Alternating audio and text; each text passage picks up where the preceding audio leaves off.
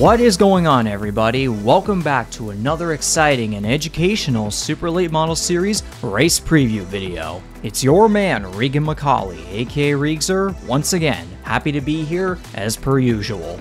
Although, something seems to be missing here. I wonder what it could be. Ah, there we go. Ah, yes. Oh, that is... This makes more sense. And it's a sweet shirt too, huh? Alright. Let's get serious now.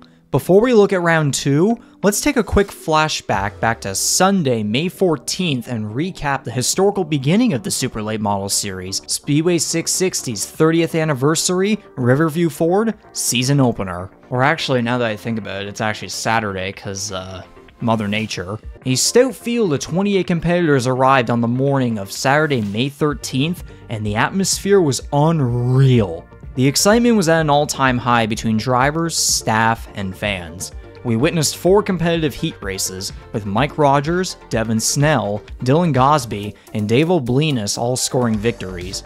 The passing point system resulted in Gosby winning a 3-way tie and claiming the first ever pole in SLMS history, along with the EIT Race Radio's $150 pole challenge. Unfortunately, Mother Nature decided to show up and send the race to her day the next day, Mother's Day. Go figure. Although we lost 3 drivers to mechanical and postponement fiascos, 25 cars returned to put on a race and the likes of one we haven't seen in years. 11 lead changes amongst 4 drivers, including Dylan Gosby and Corey Hall, many battles all across the field, and several resurgence storylines. Steve Halpin's number 03 led the most laps at 75 of 150, but it would be the number 1 of his teammate Ryan Messer who would make the winning move with under 20 laps remaining, pulling away with ease to become the first ever Super Late Model Series feature winner. It wouldn't be just the race trophy that Messer took home, but also a contingency award, along with the rest of the top 10, the top rookie of the race, Curtis Collins, and the last car on the lead lap, Robert Lee. The point standings see Messer on top by 3 points over Halpin, with Lonnie Somerville, Gosby, and O'Blinis rounding out the top 5. The rest of the way, Ashton Tucker, Robbie McEwen, and Nicholas Noggle were 3 drivers in the resurgence storylines as the former 2 required a pit stop, and Noggle overcame multiple incidents. Mike Rogers survived multiple incidents including a few beachings to eventually come home 10th. Leave your thoughts and opinions on the first race in the comments. We want to know what you thought of our action-packed debut. With all you need to know about round 1, we were in Geary, New Brunswick, so now let's take a roll down the Trans-Canada Highway about an hour and a half east to Riverglade, New Brunswick, 30 minutes west of Moncton, for race 2 on Saturday, June 3rd at Petty International Raceway. A big shout out to Fog City Auto Spa for sponsoring the event, the Fog City Auto Spa 150. You can check out their location on 1550 Manawaganish Road in St. John, 30 minutes south of Petty, for all of your needed automotive services. The business has been an integral supporter of many race teams from the St. John area, including St. John's very own Ryan Rains. Let's talk about the track now, Petty International Raceway. Petty is a quarter-mile, high-bank paved short track that some people call a mini version of NASCAR's Bristol Motor Speedway. In other words, expect this track to produce many bump-and-run moves. Long straightaways, high-bank corners, and far more acceleration and tighter braking versus Speedway 660. Another huge difference is the outside walls. 660 had beaches, which saved many drivers in round 1, but Petty is surrounded by white concrete walls, so that will most certainly apply more pressure for drivers to keep their car as clean as possible by the end. Now that you know the track's history, let's take a look at the top headlines and storylines heading into round 2.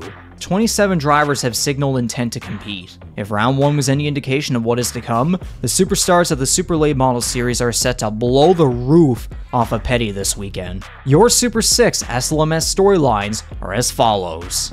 Ryan Messer has proven to be the hottest Super Late Model competitor in Atlantic Canada thus far in 2023. After becoming the series' first ever winner at 660 in May, he continued his success at the same track with a Pro Stock Tour victory. He heads to Petty on top of the world, but he's never won there in a Super Late Model. He has claimed a podium and has had many missed opportunities full of bad luck, and he has 2 Atlantic Modified Tour wins there. The early title favorite will be one fans want to watch as he tries to change his fortunes.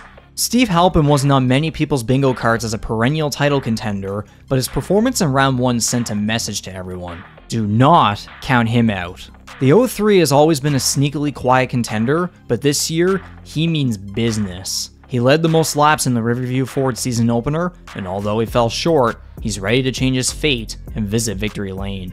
A multi-time podium finisher at Petty, Halpin searches for his first victory at the track. Robbie McEwen's performance at 660 was a very underrated and unnoticed storyline. Despite a heat race altercation hurting his passing points score and a starting position at 24th for the feature, McEwen and his team rallied to a 6th place finish. Petty is a track where he has shown more success with several podium finishes. The momentum from earning the Hope City Hard Charger Award at 660 should set him up to be a hard charger at a pivotal point of the season. 3 drivers many fans always keep their eye on will be seeking adversity from opening day misfortunes. PEI competitors Darren McKinnon and Greg Proud and New Brunswick's Dustin Tucker were all among the early title favorites, but they have zero margin for error heading into round 2 if they want a chance to compete for the championship. A stop at Petty is sure to be timely for McKinnon, who is a former track winner. It hasn't been the kindest track to Proud, who in his latest runs has suffered multiple crashes and mechanical failures. However, the number 29 car's podium resume will make the Screamin' Demon one to watch.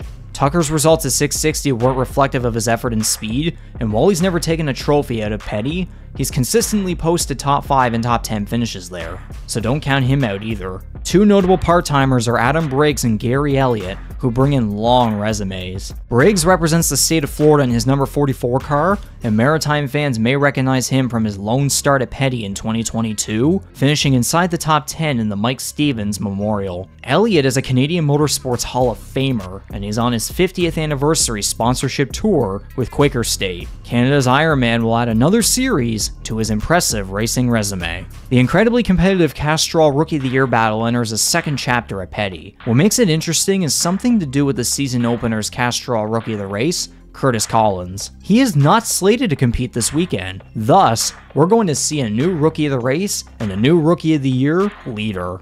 Look no further than fan favorite Kenny McKenzie Jr., whose playground is Petty when it comes to the sportsman and street stock divisions. His 660 run was relatively quiet, while incidents affected Kenny Snow, Hudson Weston, and Ryan Rains. They will all look to rebound at Petty, and they will be joined by Brody Lewis, who missed round 1. That's enough for the superstars.